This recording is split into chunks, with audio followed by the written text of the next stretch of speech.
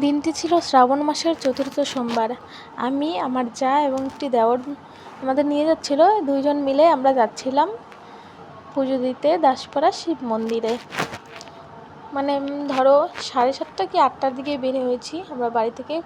মানে খুব সকাল সকাল বের হয়েছি, কারণ এটাই লাস্ট সোমবার ছিল, তো ভিড় হবে অনেক শুনেছিলাম, ওই জন্যই সকাল সকাল বেরিয়ে গেছিলাম।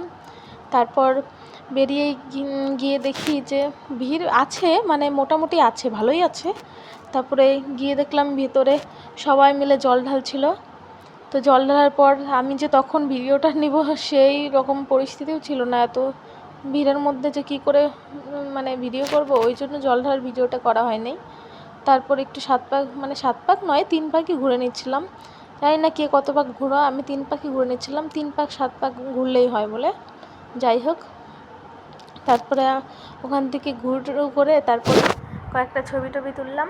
তারপরে এই তো আমি, আমার যা আর ওই দেওরটা যে নিয়ে গেছিলো সেও মিলে সবাই চলে আসলাম, কারণ আমরা আবার অন্য জায়গায় পুজো দিতে যাব, তো ওই জন্য। যাই হোক, ওইখানে না আমি শুনেছি যে মানে খিচুড়িটা এত টেস্টি হয়, কিন্তু আমি খেতে পারিনি, কারণ মানে এই যে আমাদের গ্রামে এসে একটু পুজো দিব, ওই জন্য মানে খাওয়া হয়নি। ইচ্ছা আছে পরের বার গিয়ে, মানে গ্রামে যে পুজোটা হয় ওইটা আগের বার আগে দিব একটু, তারপরে মানে লাস্টে হোক আর ফার্স্টেই হোক, তারপরে ওই মন্দিরে গিয়ে একটু প্রসাদ খাওয়ার ইচ্ছা আছে। শুনেছি খুব টেস্টি হয়, আমি না খিচুড়ি খুব পছন্দ করি। যাই হোক, ওই জন্য তারপরে এসে আমি আমার যা মিলে পুজো দিচ্ছিলাম।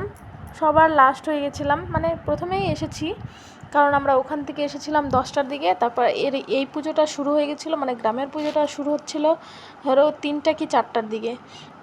যাই হোক, এসে অনেকক্ষণ বসেছিলাম। বসে থাকার পরে দেখলাম মানে পুজোর তোড়জোড় হচ্ছে। তারপরে ঠাকুর আনলো, সব সাজানো গোছানো হলো, প্রসাদ বানানো হলো।